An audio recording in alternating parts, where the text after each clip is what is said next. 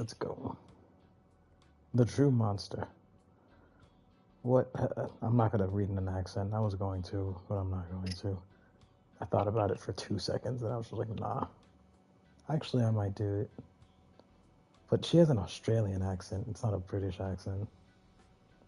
Nah, I'm not going to do it. What a bloody mess you've gone and gotten yourself into, Elsa. When I signed up with the Collector, it was as a freelance monster hunter. The geezer wanted me to track down the nastiest of the nasties to lock up in his fancy cosmic suit.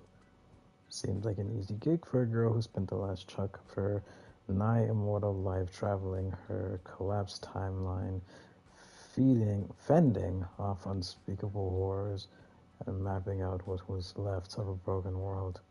But in all my years of living up to the Bloodstone family legacy, I've never seen anything quite like this. Sure, the Collector's menagerie was home to some of the creepiest crawlies that ever lived, but it was also full of normal folks, members of every species from every planet across time and space. But the Collector may have been writing my paychecks, but I couldn't help but wonder if maybe the real monster was the man running the show. Questionable ethics aside, I had a job to do, and I wasn't alone.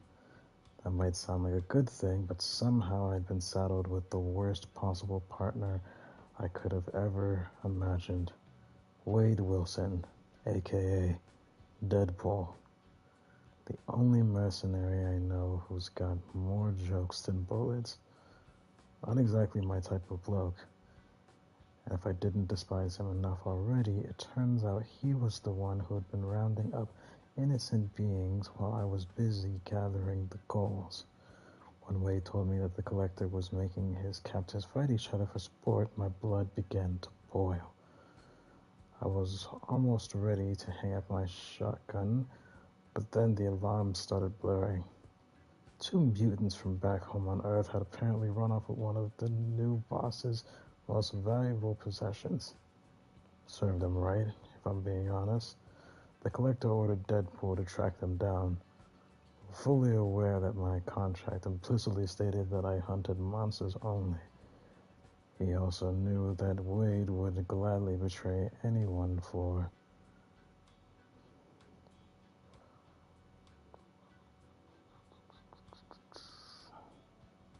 a few lousy quid.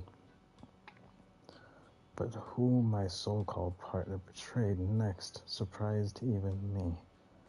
Apparently, when he recognized one of the thieves, an X-Men named Rogue, he switched sides without warning. I guess the two of them had formed an unexpected close bond over the years. I truly had no desire to learn the sordid details.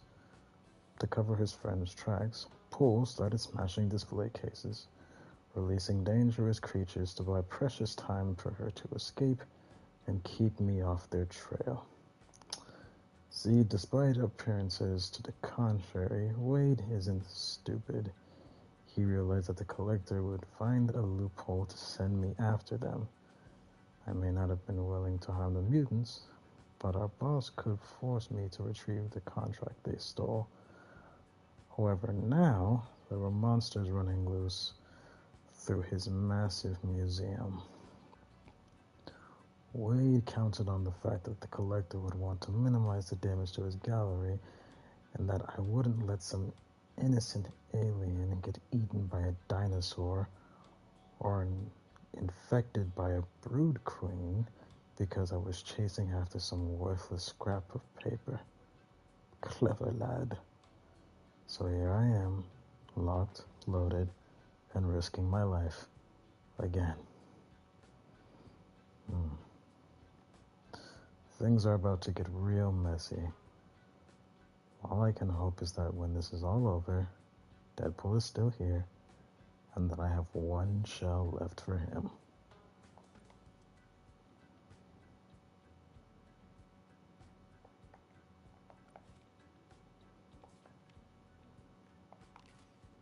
Alright. For anyone that can't see this, the picture I'm looking at right now is of Deadpool getting infected by a brood queen, but it looks like Mbreg. So it's just a picture of Deadpool getting choked with a seeming.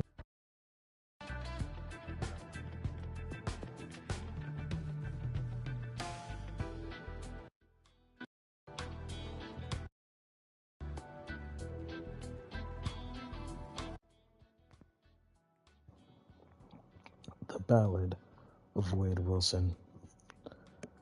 Gather round now, children, and don't be afraid. I'm gonna sing you a song about a fella called Wade. You may already know him. He says he's pretty cool. He's the merc with a mouth, better known as Deadpool. Now Wade'll take a job for whoever floats the bill. Doesn't question who he has to maim, hunt, or trap or kill. But when the universe collapsed and the time stream got entangled, Wade knew he had to grab for any carrot that got dangled. The collector saw that Wade was desperate for a gig, so he offered Wade a contract that was unusually big. All Wade had to do was gather unique, living creatures, and the collector could display in his gallery as features. Wade knew the collector's offer was more than a little sus, but he still agreed to hop aboard Doc Strange's magic bus. He traveled through the multiverse, grabbing folks against their will. Wade's justified by saying he was saving them, but still. Once they were safe inside the collector's big glass cases, Wade tried to ignore the sad and desperate looks upon their faces. Deep inside, Wade knew what he was doing was still wrong, but a job's a job. At least until the X-Men came along. 2 mutants pulled a heist in the Collector's Grand Museum, so Wade was sent to hunt them. But then, when he got to see him, he realized his hot pursuit would surely have to end. He couldn't bear to gun down Rogue, his closest mutant friend. Wade turned on the Collector in a fit of righteous rage, helping every captive creature break free of its glass cage. It was Rogue and her man Gambit's time to make their big escape, but it also put Wade into quite the nasty scrape. It turned out the Collector hadn't hired Wade alone. He also employed a monster hunter named Bloodstone. When Elsa came a-hunting all the monsters Wade let loose, a merc knew that she'd eventually cap his sweet caboose. Elsa took out monsters of all sizes and all shapes, a dinosaur, a godly frog, and probably some apes. But just when Elsa turned her gun on Wade, how rude, our hapless hero found himself assaulted by a brood. The brood was not just ugly, she was also really mean. And even worse, this space roach was a genuine brood queen. That meant that Wade was skewered by the stinger on her tail. She planted eggs inside of him. Deadpool for the fail. The brood she kept attacking, leaving Wade in a dire condition. As consciousness was fading, he reflected on his mission. While Elsa shot the brood queen and her bullets bounced right off her, Wade suddenly stopped caring about the dollars in his coffer. What good was money anyway? It was time to find some peace. Life was only temporary, and he'd outstayed his lease. And if now was his time to go, it wasn't all so bad. He might die in this museum, but at least he'd be a dad.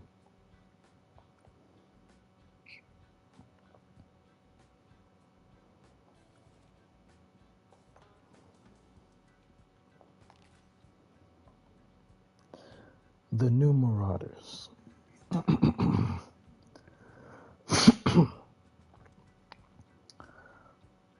Go over this for me one more time, Emma, Iron Man said from the helm of the New Marauder, just to make sure I've got it right. I thought you were one of the most brilliant men alive, Tony, Emma responded. I am, Iron Man said. I upgraded your fancy yacht into a fully functional deep space transport, didn't I? It's just a mission itself. I'm still trying to wrap my head around. I suppose I can't fault you for failing to comprehend Deadpool's brand of lunacy, Emma replied. I've gotten used to it over time, but this is particularly bizarre, even for him. I know what happened in the Collector's Gallery, Iron Man said, but after that, that's when things truly spiraled out of control, Emma said. Gambit and Rogue were fugitives, and Deadpool had changed sides to help them. As a distraction, he released some of the most dangerous creatures in the Collector's menagerie. But after he and that red-haired huntress spared for several rounds, he turned his escape plan into a rescue mission. It was the last thing I expected from him, Psylocke said as she and the ship's other crew members, Venom and Punisher, entered the break. He's full of surprises, Emma said, and they just kept coming. Deadpool had clearly intended to use that enchanted school bus he stole from Doctor Strange as an escape vessel, but the Contemplator's spirit energy transformed it into a garish monstrosity that I can't even begin to describe. It was a pool float, Venom chimed in, shaped like a ducky. Yes, well, Emma continued, there was no way it could have held all the creatures Deadpool was trying to liberate. But that's when my sweet baby swam in to save the day. You're talking about the shark, right? The Punisher asked. His name is Jeffrey, Emma snapped, and he is a land shark. One who apparently had ingested a healthy dose of pin particles at some point. I remember that, Psylocke said. It was back when we first escaped the Collector's Gallery together. My handsome little man used those particles to shrink down the refugees and load them into the ducky, Emma said. Then they traveled through the Grand Garden until they reached the Contemplator's sensor, using the sensor to fill the lifeboat with mysterious gas. And Deadpool suddenly vented it, launching them into the depths of space. And now we're scouring the stars, searching for them, Iron Man said. Do you realize how big space is, Emma? Our chances of finding them are smaller than Ant-Man's. We have located them, Venom interrupted, much to Tony's surprise. Jeffrey wore a symbiote not long ago, so we can still feel him through our hive mind. Well, how about that? Iron Man shrugged. Guess our mission's a success after all. Should be smooth sailing from here on. Don't jinx us, darling, Emma replied cautiously. After all, it's a long journey back to Krakoa, and we're about to welcome Deadpool on board. Anything could happen.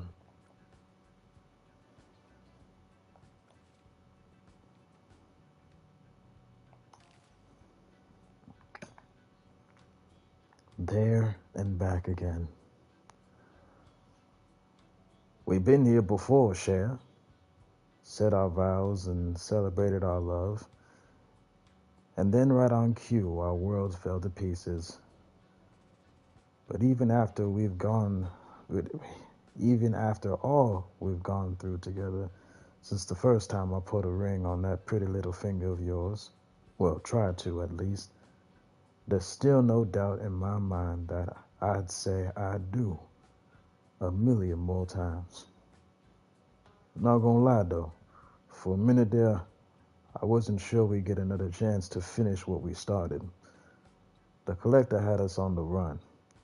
Deadpool launched us into space, and even after we got rescued by Emma and her crew of marauders, I wasn't convinced the Quiet Council was ever gonna let us come back to Krakoa.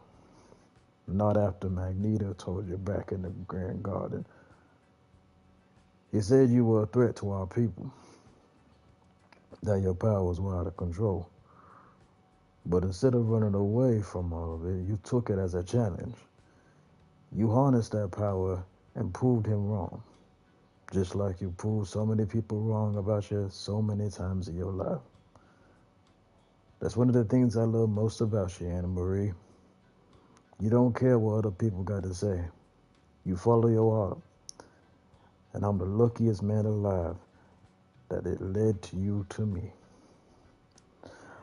Not sure I've always been worthy of the love you give me, but I've been trying my best. That whole caper in space was just my way of getting you the perfect ring after your first one got sucked into the time stream. Even though my deal with the Grandmaster fell apart, Emma helped me finish the job. She turned that chronovium die the Grandmaster hadn't had time to reclaim it into a pair of wedding rings. The crystal's power may be long gone, but its sparkles almost as bright as your eyes. Hope is enough to show you how much it am. It looks like the love we share may be inspiring others too.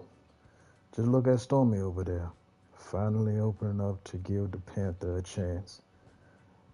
Well, truth told, I don't know what's going on with Loki and Mantis, so I'm gonna leave that one alone. Of course, there are also those who didn't make it here to celebrate with us.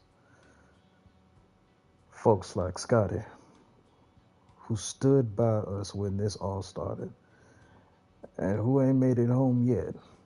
And while our honeymoon across the stars may already be over, that ain't gonna stop me from searching every corner of this here universe till all our friends are back safe and ground.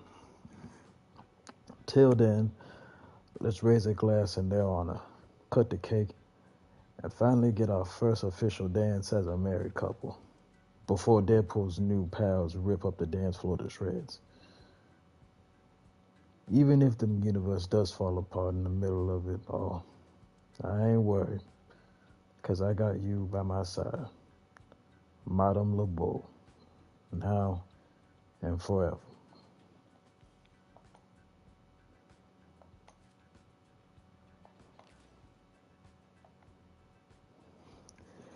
Haze of future past.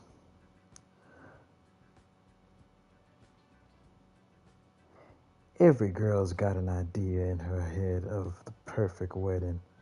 Mine, well, it didn't go exactly as I hoped it would. At least not the first time around. So after our little honeymoon in the galaxy came to an end, me and Remy decided to renew our vows in front of all our friends, old and new. It ended up being the kind of ceremony I'd been dreaming of all these years. Honestly, I couldn't have been happier until I got back to our wedding suite, that is. Don't worry, Remy. Didn't do nothing wrong. This time, he'd been the perfect gentleman all night long. So I danced to a few too many of Dazzler's songs. I quietly excused myself and let my hubby keep the bone tempers rolling with our guest. I'd barely kicked off my fancy shoes before I realized I wasn't alone in the room. I thought maybe Remy had come back early to surprise me. But when I turned around, I saw my own face reflected in the metal mask of Doc Doom. The one from this here future Krakoa ended up in. Emma told me about him, about how he betrayed her at the Hellfire Gala, and it looked like he was back to crash another party. Naturally, I lunged straight towards him, ready to land a superpowered fist in his tin-plated face. But before I could get the satisfaction, he shot me with some sort of high-tech weapon that instantly shut off my mutant abilities. While I was down and out, he searched the room till he found what he was looking for, the contract that Remy and I had stolen from the collector's gallery. As soon as he had his hands on it, Doom fell to his knees, ripping off his mask and crying out in agony. When he dropped the contract between us, it suddenly became clear why he wanted it so bad. The name signed at the bottom, Cynthia Von Doom. I could feel the effects of his weapon wearing off. My mutant powers were coming back. I only had a split second to act, so without even thinking, I took off my glove and touched the exposed skin on Doom's cheek. Never expected what came next. Usually when I touch someone, I'm flooded with every single memory from their past, but this Doom, he didn't have any. It's like his history was an empty void. His identity was a mystery, even to himself. But he still knew deep in his bones that this contract was the key to unlocking his lost truth. I'd never felt anything quite like it. The total absence of self was overwhelming. I didn't realize I'd passed out till Remy busted in the room and woke me up. By then, Doom was long gone and the contract was gone with him. But the feeling stayed with me. And I've got a sneaking suspicion that just like my wedding itself, this was the start of a whole new chapter.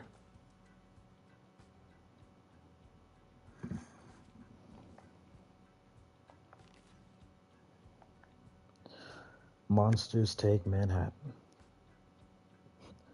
Wow, what a season, kids. Who wants a quick recap because there's way too busy mastering my own moves and didn't bother to read the other gallery cards? Yeah, I thought so. Well, lucky for you, Uncle Wade is in the sharing booth. It all started with Gambit and Rogue on the run for stealing the contract from the collector's Cosmic Zoo. Remember? I was sent to stop him, but I couldn't bring myself to hurt Anna Marie for any price. So instead I switched to the things and let loose all the collector's creepy creatures. The big red dinosaur, frog with the itty bitty hammer, all of them. He was supposed to keep Elsa Bloodstone preoccupied, but she eventually did catch up. She let me go anyway, after all. I was pregnant and vulnerable at the time. I guess she realized that my heart was in the right place, and even if my head wasn't. We had escaped on an enchanted raft, got rescued deep space from a crew of Emma's frost-flying yacht, and returned safely to Krakoa in time to redo Gambit and Rogue's wedding. And that was that. Everyone got their happy endings. Except for the collector's menagerie of monsters, including the baby brood I'd spawned along the way. The less details about the fiasco, the better. There's kids playing this game. I knew I couldn't call this mission a success until I found them all a new place to call home. But where on earth could freaks of nature like them ever hope to fit into society? There was only one answer: Staten Island. But I couldn't just let them free to run amok in New York's least respected borough, could I? I needed a plan. And that's when Elsa Bloodstorm yanked me off the dance floor and suggested that I stay with my new pals to keep them in line. At first I wasn't keen on the idea, seeing that I'm a hired mercenary who doesn't really do the whole pro bono thing, but I suddenly had a change of heart when she told me that if I ditched them the way that I ditched Jet back in the day, there'd always be some collectors sniffing around this ragtag crew of monster pals. It also helped that she offered me a significant chunk of her family fortune to fund the endeavor. Magic and Scarlet Witch were together to open the portal into space, bringing them back to village object and building a new monster kingdom. Every kingdom needs a king, right? You want to get to that way? Still, even with a wholly all-consuming mission brilliantly executed, can't seem to get the fairy to take the other.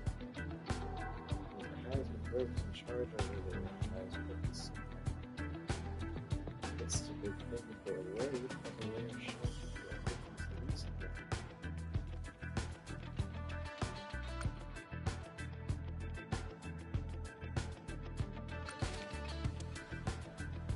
there you have it.